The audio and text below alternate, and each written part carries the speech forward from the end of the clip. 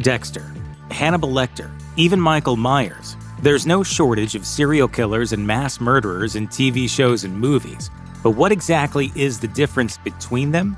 Keep watching to find out.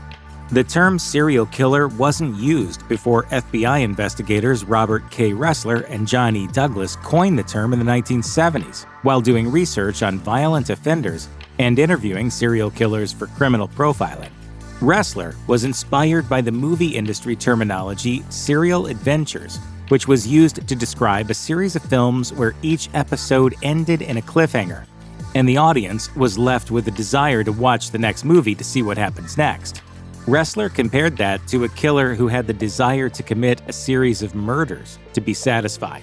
Douglas and Ressler's work in the field went on to inspire the Netflix series Mindhunter. It's about trying to figure out the why of it all, trying to figure out what his relationship was with those victims.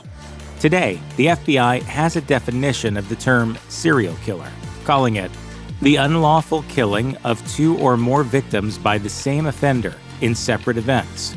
There are also other factors that are studied when using the term, such as the cooling off period between killings. For some serial killers, cooling off periods can last years, and it's usually the time when they continue living their seemingly normal lives until the compulsion to kill reemerges.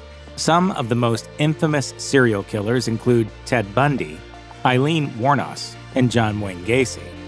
Some serial killers even have families that don't have any idea of their illicit activities until they are caught. It is also quite common for serial killers to be psychopaths who don't feel guilty after doing horrible acts. Some are also charismatic, as was the case with Bundy, which helps mask their true intentions and allows them to live seemingly normal lives despite being killers.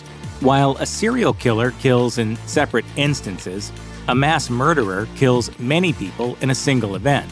The term mass murder was first used in a 1982 New York Times article. Unlike a serial killer, a mass murderer doesn't have a cool-off period and takes the lives of at least 4 individuals in one incident. Those who commit familicide, in which the perpetrator takes the lives of several family members, also fall under the category of a mass murderer. According to psychiatry professor Dr. Michael Stone via Crime Museum, mass murderers are typically loners who don't have many friends and struggle with social interactions. Their motivations for killing are not easily identified, and most are not diagnosed with psychosis, but may have had paranoid tendencies that may lead to mass murder. Mass murders can be carried out by individuals, organizations, or even the government. An example of a mass murderer is James Oliver Huberty, a mentally unstable man who randomly opened fire at a McDonald's restaurant in California in 1984. He killed 21 people and left many others wounded within an hour of the attack. Although serial killers have varying motivations when they kill, in most cases, they do so to achieve gratification after they commit the crime. This sets them apart from one-time killers who don't get the same satisfaction. According to an article in Psychology Today, one of the main reasons serial killers kill is because of their fear of being rejected, which in most cases root from abandonment in their childhood years. For instance, infamous serial killers Ted Bundy and David Berkowitz were both left by their biological mothers. However, there are many other factors that contribute to a serial killer's motivations, such as financial gain, anger, and sexual satisfaction, among others. On the other hand, per the Los Angeles Times, the majority of mass murderers experience triggers leading up to their crime.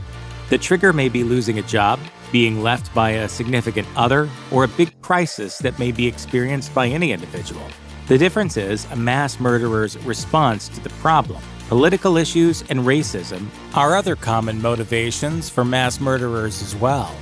These criminals often show drastic changes in behavior and express to those close to them their plans to kill. As shown in a study conducted by the FBI in 2018, 77% of mass murderers plan their attack at least a week before they commit the crime. Ultimately, although there are differences between serial killers and mass murderers, both commit horrible crimes that leave many loved ones devastated.